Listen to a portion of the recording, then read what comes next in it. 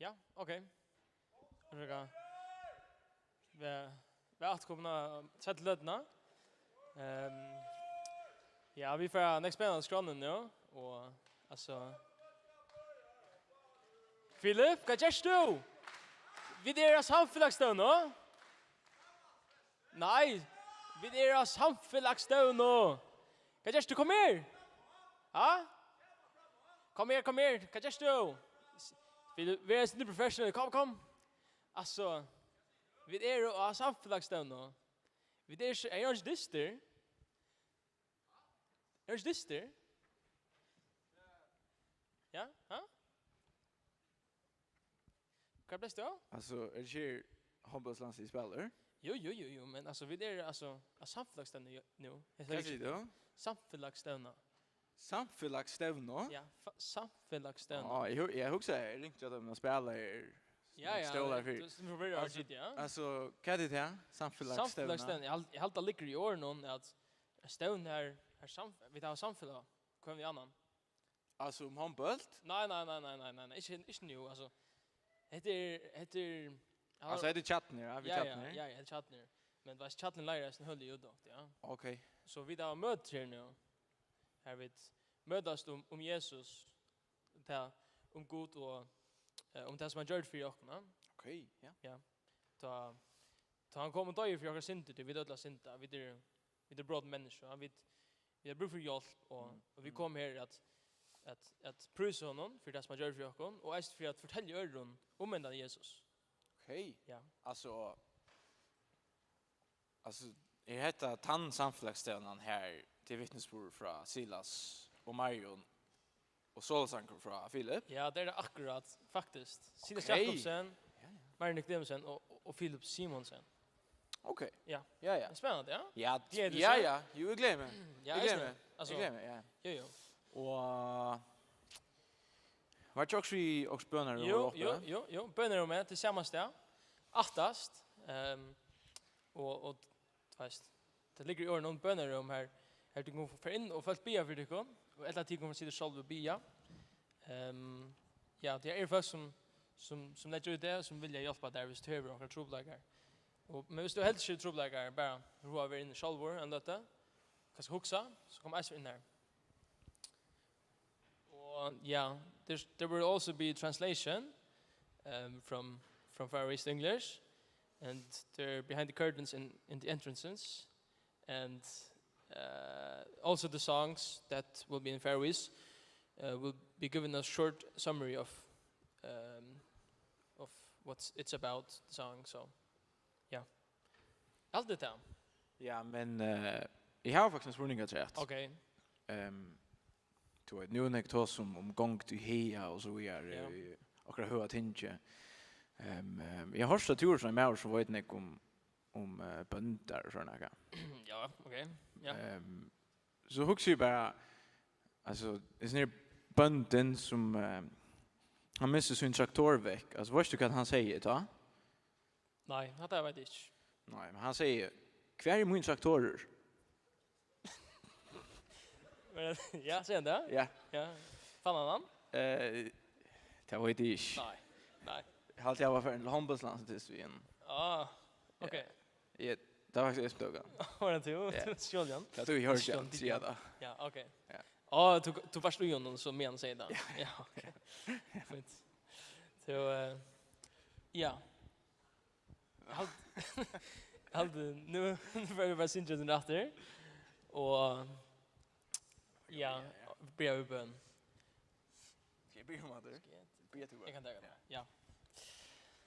Ja, det här tar fyra träckamon som vi har haft nu att ja, vi fick hon får kaka och sort och jag tar för ta gamla vi får att ochebus och att onkel har bäcka och givet lockon att bruka och jag tar för det och just att jag ber för lötens vär nu att du vill vid vitspår någon och vi sån sanje att du visste att det skadar man och att du lägger över munnen så att han har och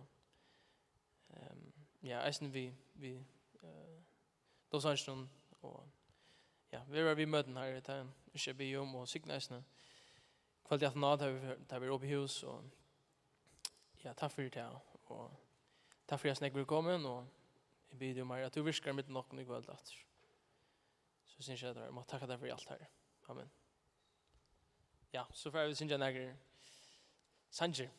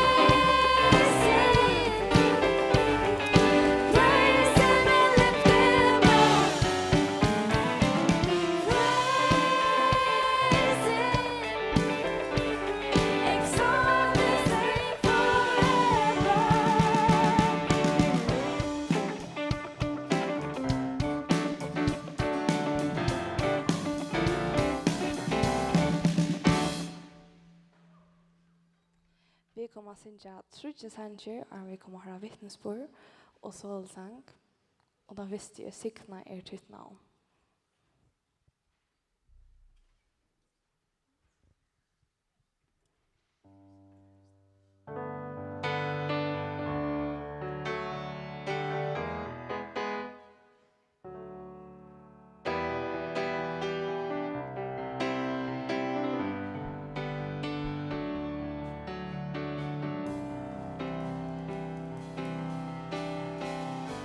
Sikna tytt navn.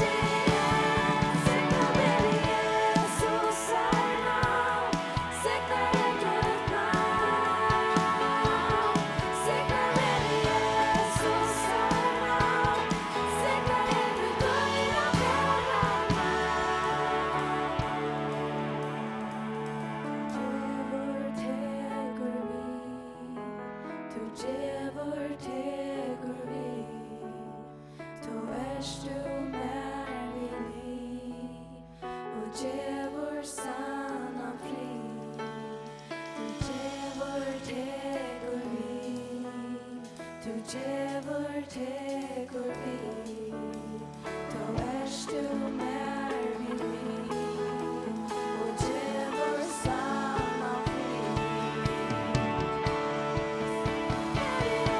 Så seinna, sikna jeg gløtna, sikna ner i Jesus seinna, sikna jeg til gløyra bæra, sikna ner i Jesus seinna, sikna jeg gløtna, sikna ner i Jesus seinna, sikna jeg til gløyra bæra.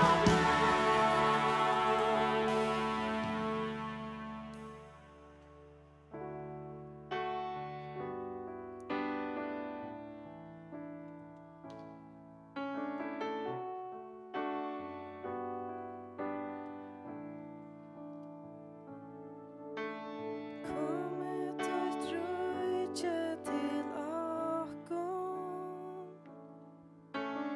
ande tøyn til okkar veg.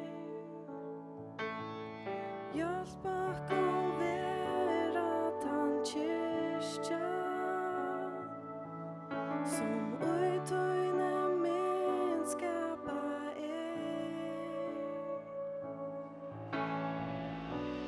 God har moina bøn, hjelp meg røkka vårt.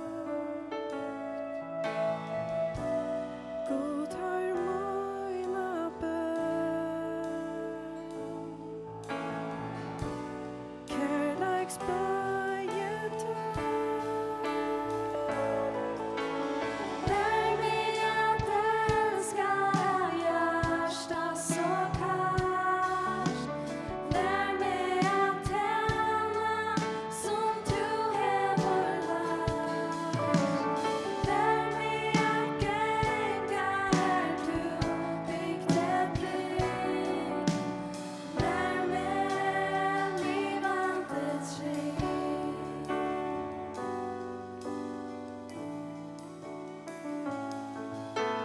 Känner ett hjärsta som loar, ett brännande kärlekens barn.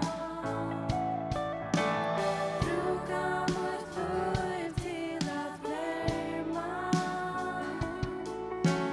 kallt och ensam och sag. God har moina bøn, låt meg røkka vårt. God har moina bøn, kærleiksbøye tøy. Lær meg at elska hjärsta så kast. Lær meg at tjäna som du hever lært. Lær meg at gänga her du bygde trygg. Lær meg livandets rik. Lær meg at elska hjärsta så kast. Lær meg at tjäna som du hever lært. Lær meg at gänga her du bygde trygg. Lær meg livandets rik. Lær meg livandets rik. Vi kommer höra vittnesbörd och sålsang. Kan du minna dekken av bønnerommen som vi er oppe i alt kvöldet? Så nøyd i høvet til det.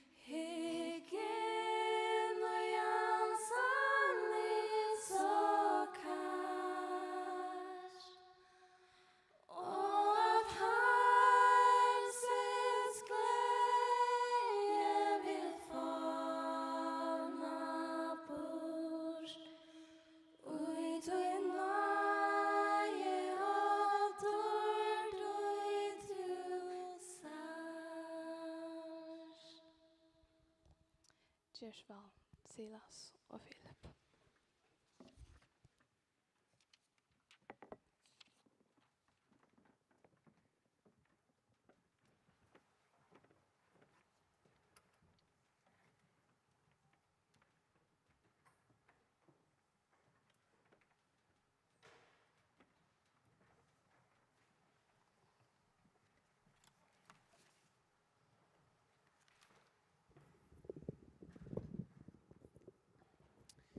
Ja. Jeg heter Silas Jakobsen, og jeg kommer ur Klaksvik. Jeg er 21 år gammel, og jeg kan vittne for tikkun at jeg er frelster. Det tog at Jesus døye for mine synder. Og det er jo, her som jeg er oppvaksen hjemme, her er jeg ofte tid som vi har møte og søndagsskola, som jeg har haft øyla godt av. Jeg har ikke alltid tog med det så godt, men jeg har haft øyla godt av det. Men det gjør meg ikke til en sikvann. Det frelser meg ikke ved at vi har møte eller høyre om Jesus. Det er veveren til frelse, men det frelser meg ikke. Og i Lukas 19:20 her leser vi at Jesus kommer løta etter tog som fortapt der og frelsa det. Vi har vært gjørst skøyft, vi har vært synda. Bibelen kallar det for synd, til det som vi har gjørst imot gode. Og det skulle vi betala for i en del, at vi dodger her folk. Og til beter så er det en glede på, noe som vi kjenner som evangeliet i Bibelen. Det er at Jesus kom ur himmelen, nere i hjørna, at dodja for de alle synder tja mennesken. Og lengt en til vi hørte Johan lesa det jar, til stendur i Isaias 3:3, det er flere hundre er Jesus for føtter, med å profetera om at han skal komme. Og her stendur fra vers 2, han rann upp som voikplanta for i asjan hansara, som rådskått ur torrare gjør. Han var ikke fæver og hei ånga dord. Vi så han, men han sa ikke så ut at vi kunne hava tokka til hansara. Vannvirder væran, folk vendte seg fra honom. Mævur, fotler av pyne og kunnir vi sjuko. Han var som øyne folk fjaller anlite fire. Vannvirder, vi drokna vi han for i åndsju. Men det var sjukur okkara og i han bær. Det var pyner okkara og i han leia av seg. Og vi hildi han var heimsøktan, slittnan og plava han av gode. Men han var særte for bråt okkara, såraver for misgjør okkara. Straffen var lagt av han, så vi skulle hava fri. Og vi saron hansara er vi grødd. Vi viltes at av loj som seier, vi vente okkom hver sin ve. Men Herren let falla av han skiltena og la okkom ötlun. Han var ytla viffæren, og han bærta stittler. Han let ikke opp munnen. Vi stekker her. Her hører vi om en profeti om her skal en komme. Han var særter for bråt okkara. Han var punter og sår over sånter for syndene er kjamær og til øtlån falken i heimen. Og jeg fikk meg sin huksa at de setter mot navn inn i vers 5. Men han var særter for bråt mot. Han var såraver for misgjør moina. Straffen var lagt av han, så jeg skal hava fri. Og hvis herren hansara skal evra grøtter. Etter alvar som år, alltid, vi tar om en som åpner frelseveien. Han åpner en møvløyga til å kunne ødla være frelst. At betala for okkara synd, som vi ødla har gjørst, vi har gjørst med det gode, og onker må betala for seg syndene. Og her gjør Jesus det mulig at han kan betala for syndene til okkom. Han var punter og sårar for okkara synder. Og høgnen kom lykken av fralse igjen, hva fralse er tja heimenon. Og det er at kunne leva et frutt liv som jeg har gjort til, og i hessen heime, for jeg nøkta meg sjølvan. Det är inte det frals Bibeln talar om. Jag har sett hur frälse det att jag skriver några ord ner här, det som jag huxar om det är att Jesus bär synderna så vi kunde leva som fyregiven. Frälse fra dome, Jesus har gjort allt så jag kan vara godkänd av Gode. Och här också är att Jesus han har gjort allt så jag kan vara godkänd av Gode. Det är att God ser inte mig som är utjäkna mina synd, men han ser mig utjäkna Jesus som är utjäkna mina synd. Och av till Jesus har vunnit syndene, så ser han mig som rättvisan. Och i Romarbrevet 8:8 här ständer så nu ingen fördömning för dig som i Kristi Jesus är. Och frälse till ett liv vid kärleka och mening vid Gode. God sendte sån så in i einborna nere i hjørna att dodja för jokkon, till han älskar jokkon. Han är kärleka till jokkon, och han sa att vi kunde inte göra till vi var i ett förtapt till synd i heimen och avläng era synd. Och i kärleka sände han Jesus nere hjørna dodja för jokkon så vi kunde hävda ner utvägen. Och jag kan vittna till att jag har tro av Jesus och jag vet att det är rättvisgörder. Og i Romarbrevet 3:24 stendur öll hava synda og taimon fattast dårgods. Og det var rættvisgjørt for ikke av nai hansara, vi endurløsningene som i Kristi Jesus. Det er bare vi trygg av Herren Jesus.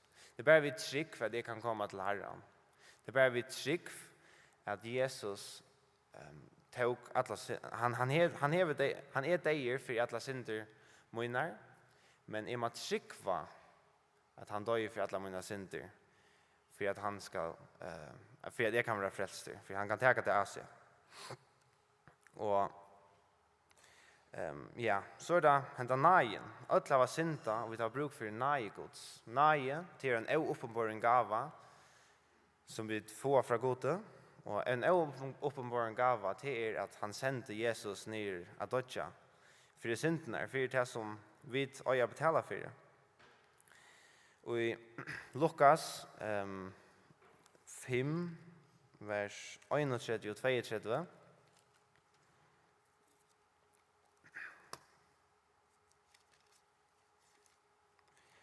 her stender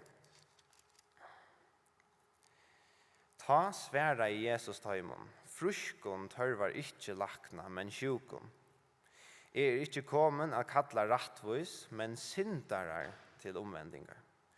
Her, han tåsar, når han sitter til bors vid tottlaren og syndaren, det er det som bølgren som vi hørte her i leygarkvøld, han et øyder etter tås, tottlarar og syndarar. Jesus sitter til bors vid taimon, og fariseerne tar kloke, eller skriftlærde, byrja knarra, grenja om at Jesus sitter til bors vid taimon. Og jeg kan sammenbære med vi en av oss nere tottlaren og syndaren. Jeg en syndare, ta vet det, og jeg har tørva Jesus. Jesus, han tøymer å sitte til bors ved mer. Tøy at han kom ned i hjørnet og dodja for mine synder. Han ønsker at jeg vender meg til hans herre. Han ønsker at jeg dødel venter seg til hans herre. Han deg for te, og for 2 snarere siden, og det er mulig at jeg tar med sånn i kveld. Jeg får lese 3 vers, og i Johannes 14:6 stender, da Jesus sier, han sier det selv, veveren, sannløyken og løyve, ånden kommer til feiren utan vi mer. Feiren har sendt Jesus, og Jesus sier at ånden kommer til feiren utan vi mer. Ånden kommer til himmels utan og gjøknen Jesus. Jesus er den øynaste veveren, han sannløyken, og han den øynaste løyve, og det som vi da kjenner som ljøse, heimeren myrker, men god ljøse. Og i Johannes 5:24, her stender,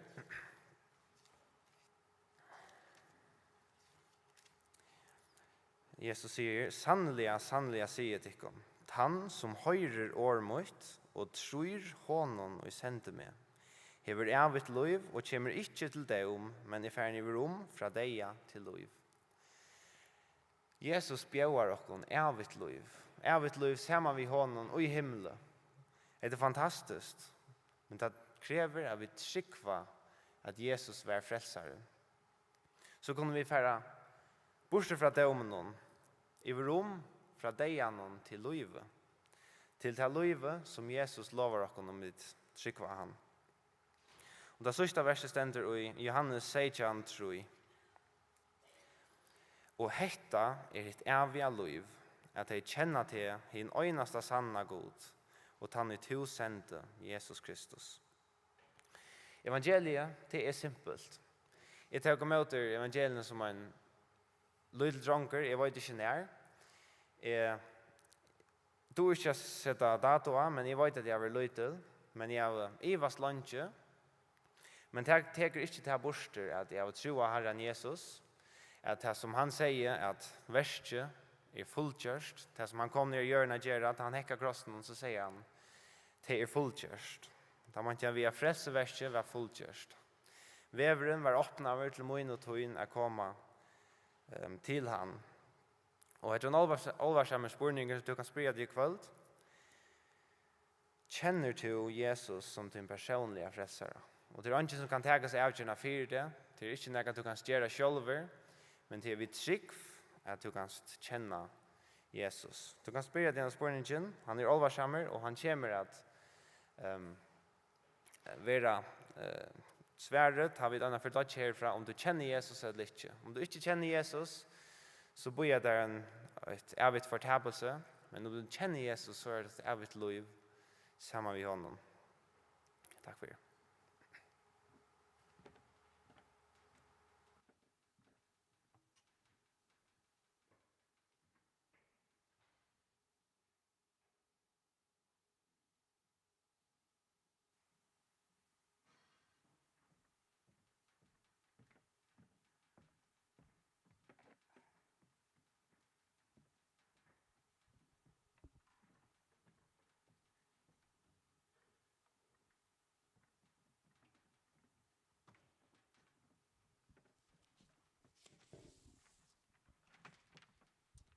Hej dit.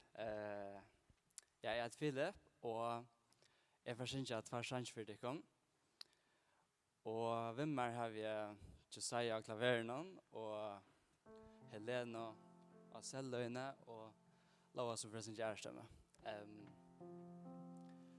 Ja, jeg får begynne ved å synge en sang som heter Lei enda fær. Og hans nye sjankren, han snur seg med tilbya god. Og vi tar några imenska matar att tillbya på. Det kan vara stillslig bön, eller man gör det harst och jag låsång. Men det som är det tydningar miklasta, det är att vi gör det av hjärsta. Och det är faktiskt chatten och sanchen. Ja, det är tillbya god, jag låsång. Så händer det ofta att jag vill upptäcka av alla de som är runt om mig, så som tonlägen, tekniken, eller om det gör gott. Och självt om det är gott, och man ska inte också om det, men det är inte här som fokus, det är inte här som fokus ska ligga. Vi fyller Samuels bok, kapitel 16, vers 6b. Här ständer, hittar inte efter tog som människan hyggrar efter. Tog människan hyggrar efter tog som är för egen, men Herren hyggrar efter hjärtan. Och tog är det. Så tydningar mycket att vi först och främst har hjärta och rätt och steg. Tog det här god tycker. Ja. Lägenda för.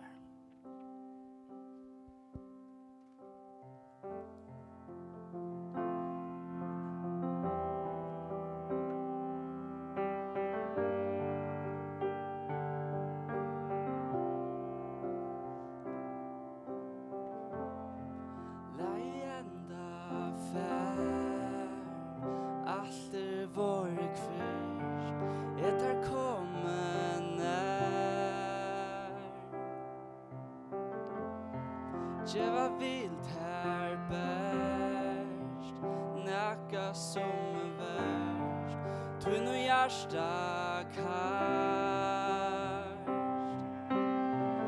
Här ber det mer än en sang, typ är sangen och isär, du inte inskira mer.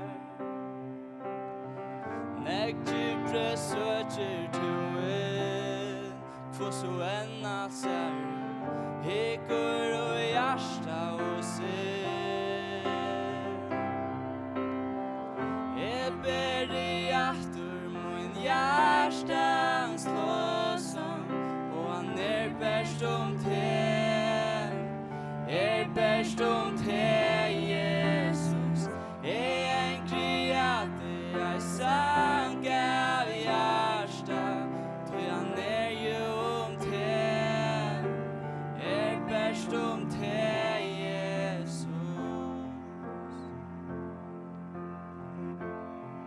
Ända läst hon till, ongen kunde med, och vire tot. Vaikur allt mot liv är tot, första hjärtas lär. Här ber det mer än en sang, typ är sangen nu ser, du inte inskira mer. Näck djupre söker du in, kvå så änna ser ut, hickor och hjärsta och sin. Jag ber dig att min hjärtan slås om, och han bäst om te, bäst om te, Jesus. En kreate jag sang av hjärsta, ty han ju om te, bäst om te, Jesus.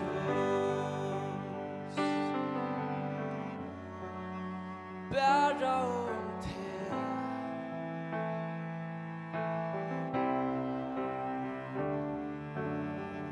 Här ber mer än en sang, här ber mer än en sang.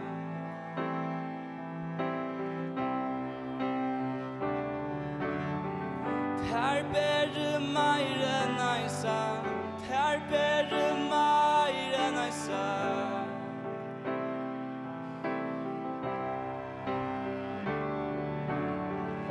Hickor och hjärsta och se, hickor och hjärsta och se.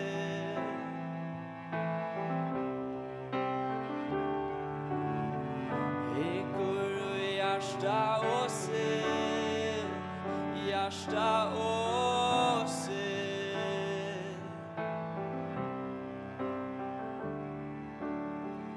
Här ber det mer än en sang, typ är sangen och isär, du inte inskira mer. Näck djupre söker du in, kvå så änna ser ut, hickor och hjärsta och sin. Jag ber dig att min hjärtan slås om, och han bäst om te, bäst om te, Jesus. En kreate jag sang av hjärsta, då han ju om te, bäst om te, Jesus.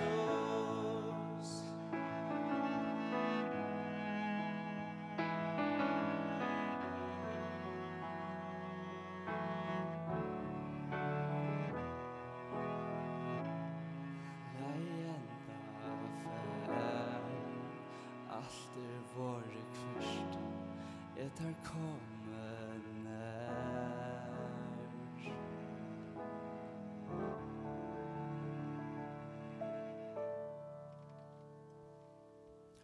Ja, og nastsangren for Sinja etter fralse og rettvise.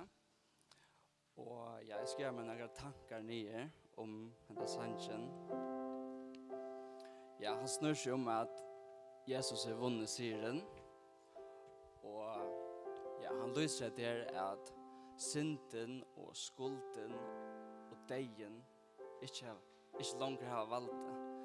Men at Jesus har sett oss i fralse videre fri. Sankre minner oss nå hvordan Jesus elsker oss. Han gav sitt liv for oss, så jeg sier hvert han og tror han skal ikke fortapes. Og da stender Johannes 3,16 at du så elsker i god heimen at han gav sånn sin hint einbarna for at hvert han og tror skal ikke fortapes, men han var evigt liv. Jeg skal ikke kjenne mer, men jeg får bare be dere om at lortet årene tror jeg at hese sangren her er en ordentlig greie påskap. Og teksten kommer opp, så.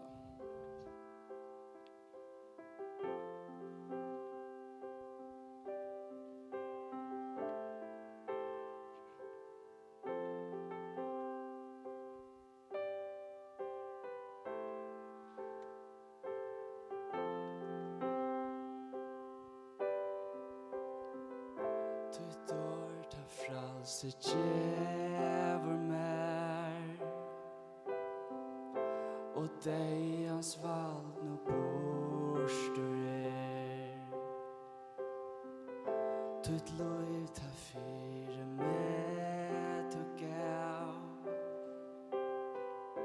Ai gröven kunde binda till Tutt år ta frans det djävur mer och dig hans vald nu borstur Tutt lov ta fyra med och gav Ai gröven kunde binda till Tu sikra Golgata Tu blod herra Fyre med Moin Jesus hevur reinsa bort Så I stande nu I fralse og rættvise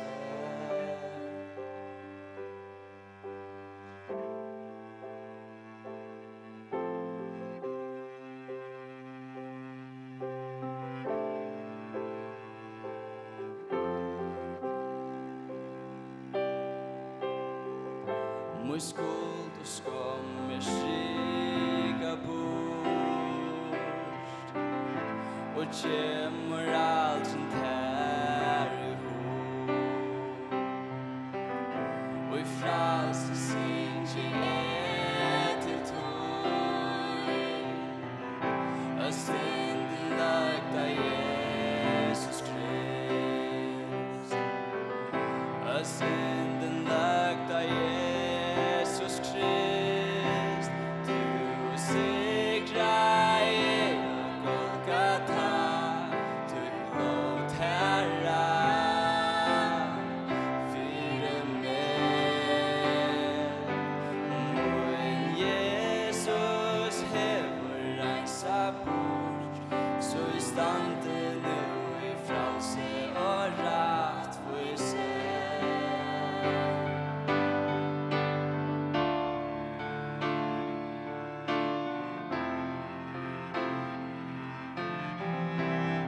Takk Jesus.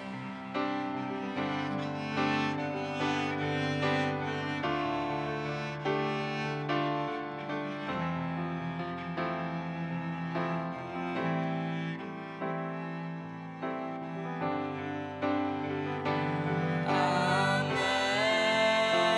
amen Lampe hevur vunnet frelsun af vunnet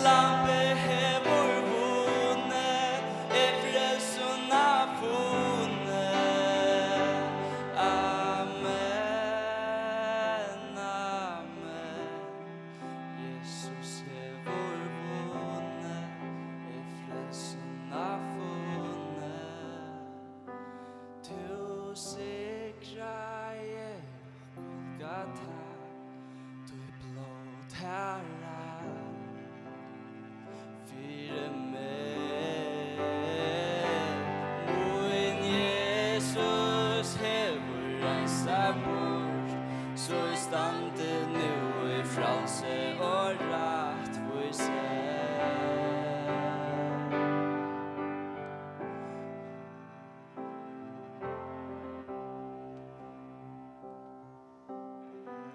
Vi fralse synge til tøy, at synden lagt av Jesus Krist.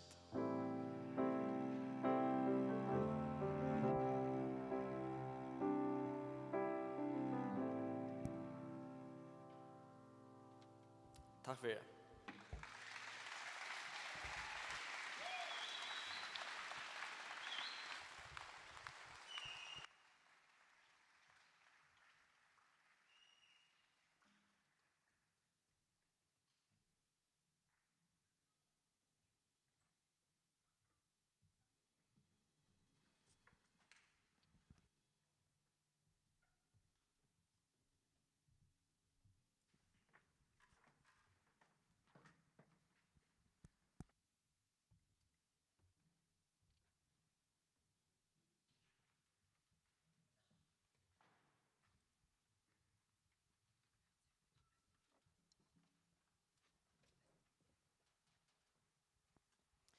Takk for det, Silas, og takk for det, Philip.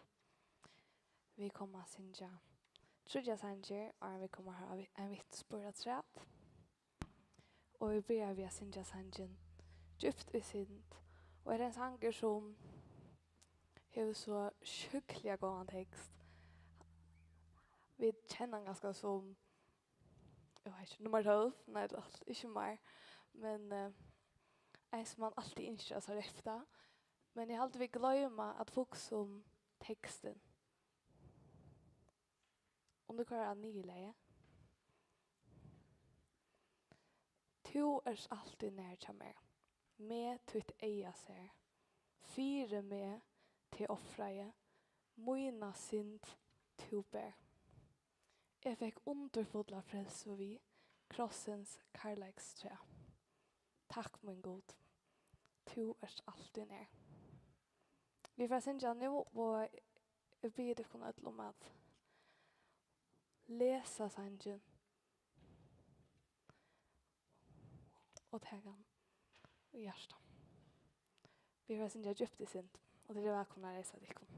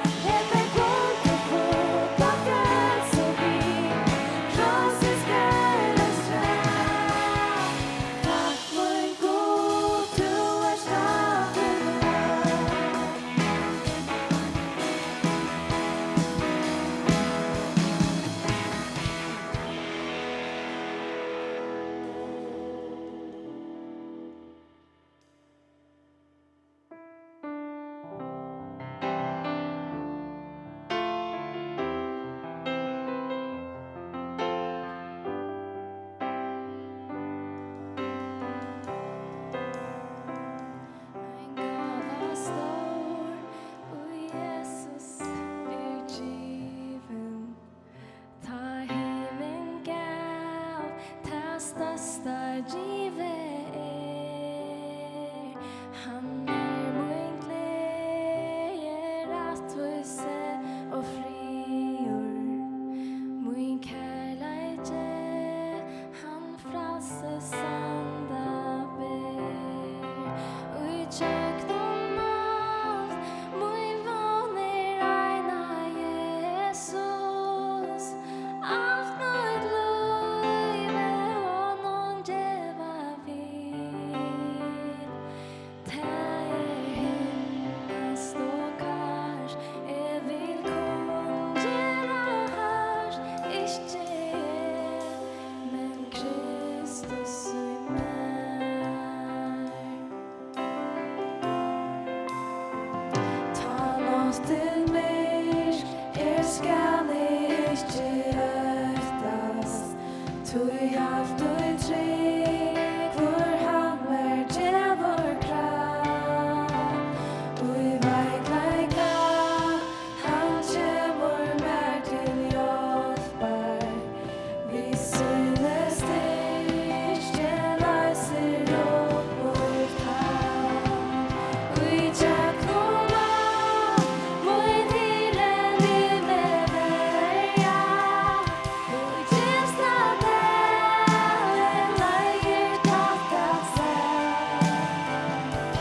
Ta som mat till mig och se vad det är inte men Kristus i mig.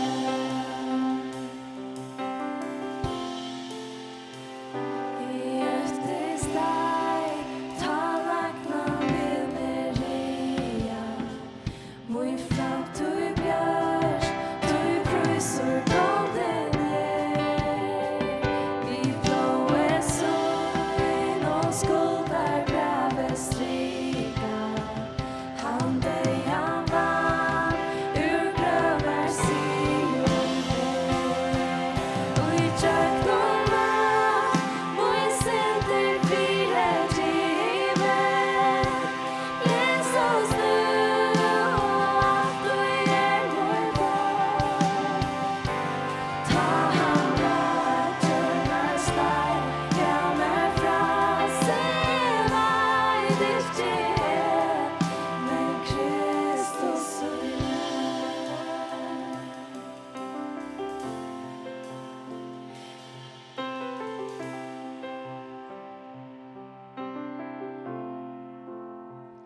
Vi mun anda trotte ville synja. Tui han mer säger han med lejer trygg.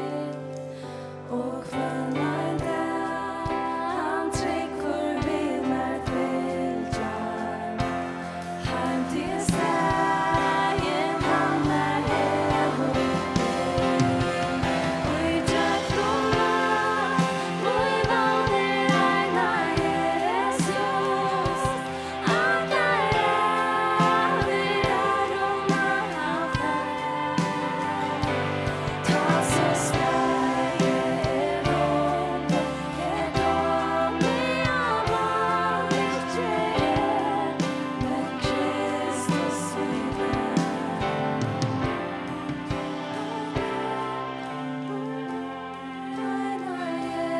Jesus. Alla är aroma han fär. Ta så sväger runt, kom i allvarligt ge, men Kristus i mig. Inte men Kristus i mig. Inte men Kristus i mig.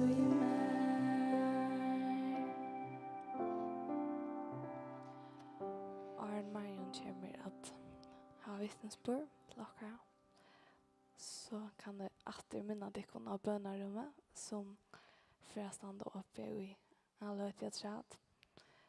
Så om tid ligger inne vid ankron som om det har ankra tongar blir det bära tås vi omkring. Här är det ordentligt fitt folk som ordentligt gärna vill släppa tåsa vid ikon i kväll. Så nu är det höven till det. Vi får synja ett hjärsta rent. Min högsta troende.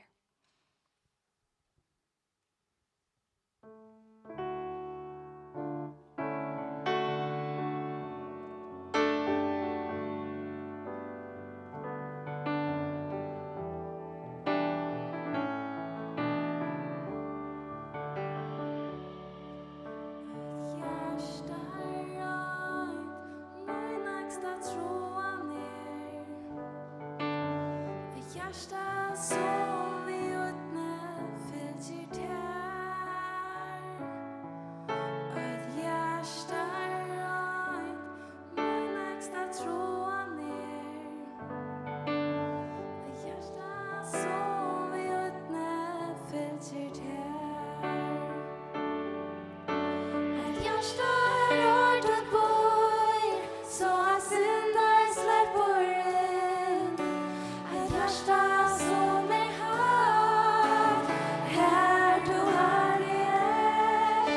Ett hjärsta fullt av misstag, som lägger dem och god. En söter ängel alltid ben, som står och rår till tår. Ett hjärsta rönt, min högsta tråd ner. Ett hjärsta som vi utne fyllt tär. Ett hjärsta rönt, min högsta tråd ner. Ett hjärsta som vi utne fyllt tär. Ett hjärsta rört ett boj, så att syndar släpper in. Ett hjärsta som är här, här du har er. Ett hjärsta fullt av misstag, som glädjer dem och god. En söter ängel alltid ben, som står och rår till tår. Ett hjärsta rört ett boj, så att syndar släpper in. Ett hjärsta som är här, här du har er. Ett hjärsta fullt av misstag, som glädjer dem och god. En söter ängel alltid ben, som står och rår till tår.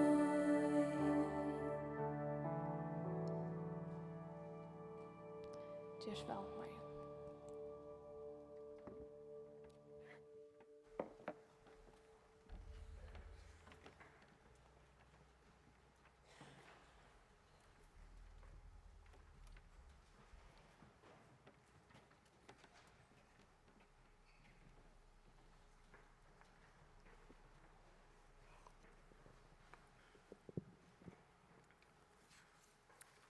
Hej. Jag heter Marion. Jag är av Arjon, 25 år gammal. Och så kan jag vandra i Ebenezer som är min hemmasamkomma. Då jag blev bjuden om att dela min vittnesbord, så var min första tanke att jag hade slash tog eller iveskåd till det. I lötene är jag nog så upptagen av att skriva bachelor. Och därför vi nog snäckvar tog och är ordentligt tojarkrävjande. Och så blev jag sjuk i sista veckan. Men så huxade jag att det handlar inte om mig, det handlar om Herren. Så då valde jag bara att säga ja och lycka väl och sätta mitt alit av att Herren nog skulle hjälpa mig och sörja för att jag nådde att fyrräga mig. Jag huxade att dela center om hur Herren har viskat i min liv och att han har att säga för mig. Och jag har bara skrivit det nya som jag att jag säger så jag har det att förhålla mig till. Jag kan vittna för tyckon att jag är frälst. Det vill säga att jag är förtappt men är för en från dig till liv. Och det är bara av nöje Guds. Og det er bare av hans er nøye at jeg kan stande her oppe i kvöld. Vi rombrer noen kapitel 3, vers 23 stender at øtla var synda og ta imot fatta stort gods. Og selv om jeg ikke minnes akkurat når jeg ble frelst, så var det løytel til jeg skilte hetta og innså at jeg var en syndare som hei tørv av gode. Jeg vokste opp gjennom tryggvand i heime, og som småkjenta gikk i sundagsskola, hørte om god, beg her heima, av møten, altså repta og så videre. Og vi tror til einfallet av bådskapen som stender i Johannes 3,16, at du så elsker jeg god heimen, at han gav sånn så inn hin einbarna, for jeg kvørt han, og tror han, skal ikke fortapast, men hava evigt liv. Da jeg ble en sindre eldre og kom i tannårene, så tømte jeg ikke alltid lykka vel til møter. Jeg stod ofta i en tvøystøv, til alt mine vindfolk byrja av å fære ære leier. Jeg bytla meg selv var innta at jeg klarer vel å fylkjas vid heimon og samstundes stand imot i øtlom frestinkene. Men som vid mennesker så var jeg ofta veik og fattelig frestingar. Jeg får langere og langere borste fra herren, eller vi åren for jeg av lei, og jeg gjør det omvendt av tog som etter min samføring var rett. Og selv om da vi kvart kunne være stort litt, så var det bare en stort glede, og resten var ring samviska. I 1. Johannes brev kapitel 2, vers 16-16 stender, «Tog alt som i heimen lister holsens, lister eknana og stoltleik i lufsens, ikke av feiren, men av heimen. Og heimeren får gonger, og lister hansara, men han utgjør vilja gods, verer i atlar æver. Så selv om jeg levde i heimen, så trivs de ikke her, og samviskan plava med atla tog. Tog bedre god enn kærleksfotler og nøyrøyge god, som fyrirgjøver okkon, og vi venter okkon til hansara og by om fyrirgjøving. Det stender i 1. Johannes brevet 1:9. Jata vi synder okkara han trofaster og rattviser, så han fyrirgjøver okkon syndenar og rensar okkon fra atlar i årattviser. Ta jeg så byrja i student, hugsa jeg at dette kunne være en nudge byrjan, men jeg hei framvis ongar tryggvande viner, og at det samme var det ikke alltid så lagt. I Salme 46 sier David i en bøn fra vers 5-6, «Tui to herre skåur og til reier av fyrirgjøva, ruikur i nøye mot i øtlån og i akatla til. Lursta etter bøn mine herre, lui av bønande rødt mine, tan der i nei, råpi jeg til tuin, tui du sværa mer.» Jeg kjente meg sindre atter i denne versen. Jeg minnes at jeg ber nesten kvønte og lenga tog om jeg ikke bare kunne få omkring tryggvande vin, tog jeg sakna i antall en fellesskap, og jeg langtest etter tog som henne tryggvande i høtta. Jeg ber ofte til god, og det føltes ikke som han hørte mine bøner. Men så at han av en av tog fikk jeg bønersvær. Da var det en jente ur mine samkomme som skriva til meg og spurte om jeg i hoa kom vi henne i en bibelbølg sammen med noen øren jenten. Jeg minnes at jeg ble så glad, og samstundes jeg synte kløkk, til dette var en så tydelig bønersvær som jeg blir i lunch i 4. Dette gjør det så byrjanen til at jeg begynte å genge og møte i atter og kom inn i andalige fellesskapen. Etter dette kom jeg kjenne flere ånder av træt, og god sykna jeg meg rykelig ved flere tryggvande vindfolkene som så takksom for det. Så igjen har vi innsett hvordan vi kunne være hvordan vi være avvarska av taimon vid omgengast, og hvordan viktig det å saunast vid øron tryggvante som kunne styrka og oppbyggja på en annan andalige. Et vers i årtøkene sier det så vel i myndamalet, årtøkene 22-16, «Jatn brøyner jatn, og et menneske brøyner anna». Etter at jeg var opplivet boar skyer, et tøyarskei borte fra herran og et liv dagliga sammen vi honom, så kan du vittna at livet sammen vi herran nekvaferien bedre. Heimren har bare en stort glede av bjøa, men til herran værende glede. I Hebreerbrevnen, kapitel 13, vers 6, stender Jesus Kristus den samme i jar og i dag og i atlar over. Og til en tryggleid jeg vite at oansett om omstøvner til okkon kunne brøytast, så brøytast han ikke, men alltid den samme, og han til å lytte av. Selv om jeg ikke alltid har vært trofast mot i hånden, så han allikevel vært trofast mot mer, og han svøyker omkant. Det stender i øren til Matteus brev kapitel 2, vers 13. Og vidt åtrykk vil han ta verande tryggver, til avnokte seg sjølvan kan han ikke.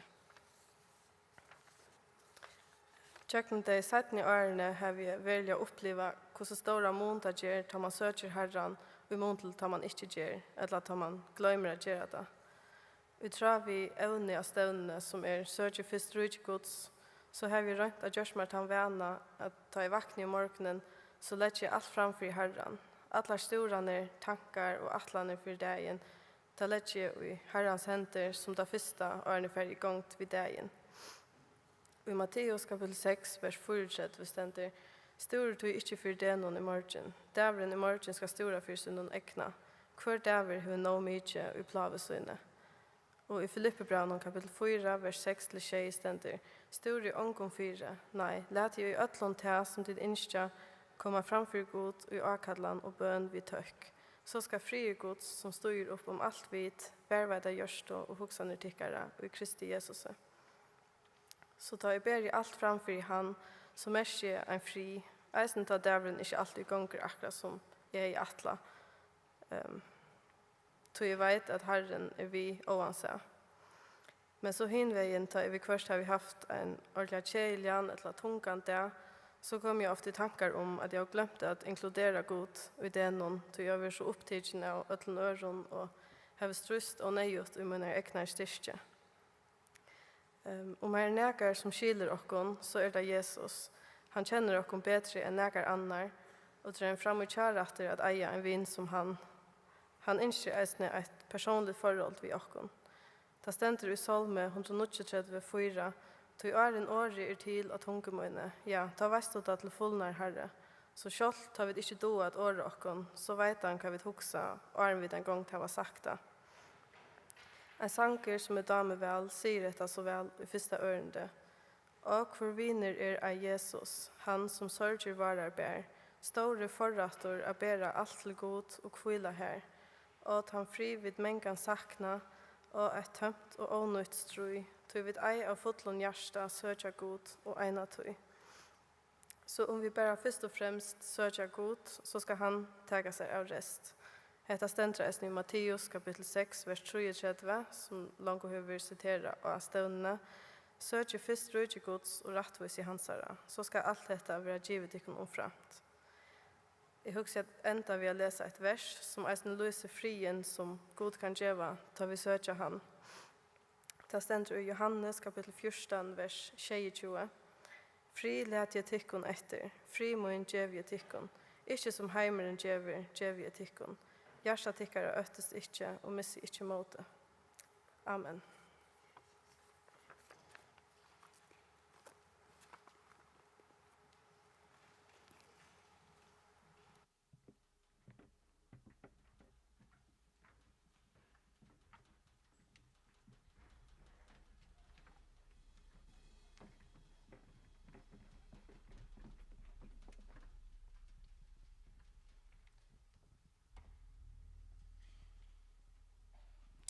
Tack för Marion.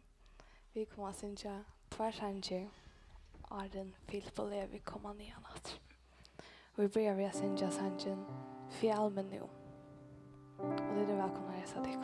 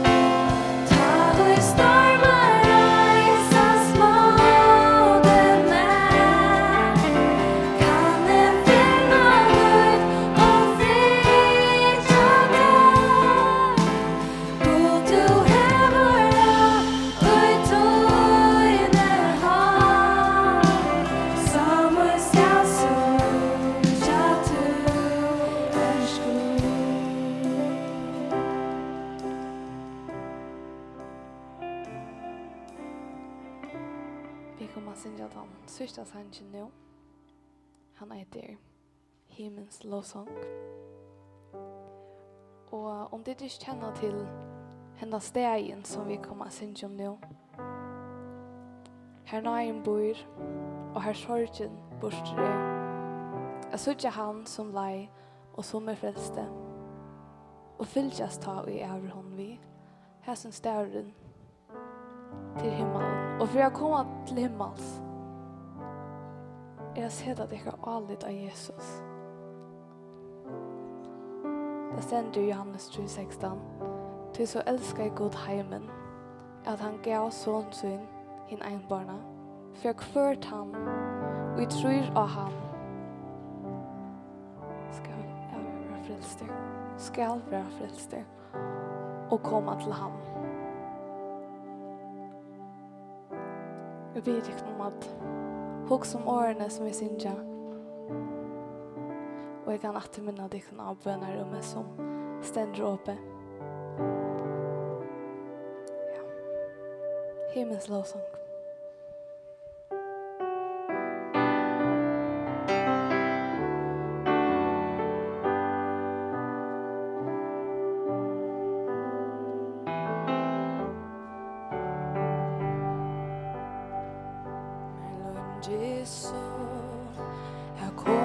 Till tandstegen här nagen bor och sorgen borstor jag såg han som lej och som är frälse och fyljas ta och i över honom vi. Här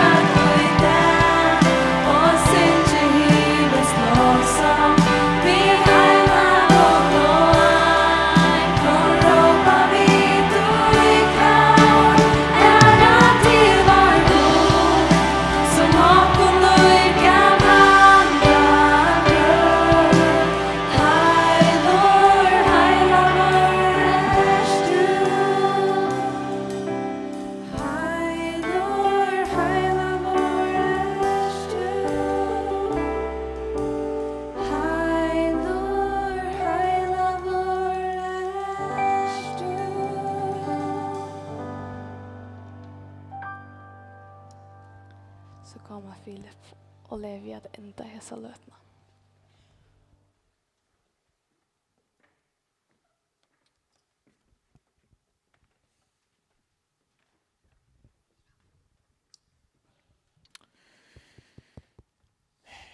Vad ska man säga? Det är okej, ja? Ja, då. Det är dejligt. Det är väldigt gott hit. Hej då, Ungdómsmøtene og Samfelagsstevnan. Det og Leo. eller ja, alltså nästan, men det här kommer du till med. Ja. Tid när gott kom fram. Jag så sån låt nice, ne? Marion hon nämnde det här att verset som säger vi ska inte stora för den i margin. Men om Herren vill så kan vi glädja oss till den i margin. Det tar vi nämligen Braybuilding. Woo! Braybuilding. Come Yes. on.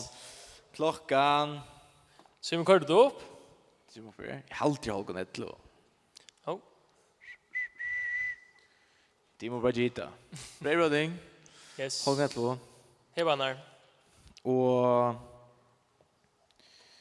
Maria nevnte sin verset i ordøkning 26, jad brunner jad, og et menneske brunner anna. Og ungdomsmøte er det fantastisk, og det er godt å være mitt jernaldrar, og ha det sin skek og sånt. Men det er også veldig viktig at vi har samfunnet vi de som er eldre vid, og kanskje også yngre vid, og et sted her som de fleste atterlinjer kommer sammen og minnes Herren Jesus er det med tilberedning. Det er minnesmålt i Herren, stod nok her, men det er så cirka det samme. Så her minnes vi til som Silas har læst ur Isaias 3. Og Philip nevnte oss til i vissa sannsyn at alt handler om Jesus. Her ungdomsmøtene er en øyelig produksjon, og og tøkne og jøs og realia nekvi stålar. Men grunnen til livet er Jesus. Og til minnes vi så i morgenarne. Og en sier for takka for brei som ikke jeg vunne. Det sier han. Det kan man også. Nej, jag vet inte. Ja. Ska jag säga? Ja, och sen möter ni morgon. Det står uppe, men det är som 2 minuter 17 just nu. Klockan 4 och klockan 6. Och mitten här i nattre. Ja. Snacka om massiva mängder av smord och rubbreje. Det är så att det där. Kom till oss nu för en gång alltid. Ja. Annars så är bönarrummet öppen och löta chat. Så det är dejligt. Ja. Du kan få här bruka det. För en kvar grund. Så ja. Men som vill säga så är vi inte helt Leo än. Som mest gör så är det uppe i hus. Få det upp här. Japp. Där vi uppe i hus så jo, Sigrid och Andreas Nonstein. Och tja Bjarste Gard Steinton. Det bygg var bara till glaser. Här så ser det husene. Det över är tja Bjarska och hinner tja Andreas och Sigrid. Så det borde vara ett kors som är uppe här. Passa till. Ja, som säger det bygger bara till glaser. Så det teger jag vet inte, shame att köra. Jag kan nu. Här så ser det då. Ja, kan shame minuter. Och det bygg var jag har walking distance från kornören så äntligen färd till berget. Här var det soppa och kaka. Så Och bo från Bjärska Støyntungård är att de kan parkera vi svänka. Det är nog snutt i havnen, så jag var inte körlagare det här, men det är vidare sig körlagare det här. ja. Google Maps, ja. Ja, du kan parkera vid glaser. Här är en parkeringsplats. Så ja, det var så till lysingen. Ja. Så ja, för ända öppen. Ja. Jag tack för detta fantastiska möte som vi är att det som går fram här från Vitsbor och Sanje här om att kom så gräv fram om det här att det handlar om det här att du komst och du som dör för oss och du som gör det värsta och du som frälste oss här och att här där vi kunde finna kvilla och fri och mening i lönen och det har vi så att själva uppleva här och det har bön att omkring som inte känner till det här att det kunde komma att känna till det här alltså vi kommer att trycka det här och leva ett liv i förhåll som vi tar här en samfälle en daglig samfälle och hjälpa oss att vi tog här till en vardag till en ströj här men inte är bättre än det och som ävner att stävna att söka först rygget där hjälpa oss vi tog jag söka till först och främst här i ökar liv och du ska ge oss det som vi har bruk för här hjälpa oss att ha allt det här kvänd det här att leva i trygg och ja, tack för att du har säga med allt det här och att du är trofaster på alla matar här och som jag sa om vi är otrygg så trygg vi här du helder om åken här och du första gången ifrån åken kan gott vara vidare så full att du är där men du hur frälst också som trygg till här och du helder om åken här tack för att du är här och hjälp oss att komma att känna att det är bättre att leva och leva som vi tar video till namn. Amen. Yes, det så ser vi tack för ikväll till barnar och vi har oss upp i hus. Yes.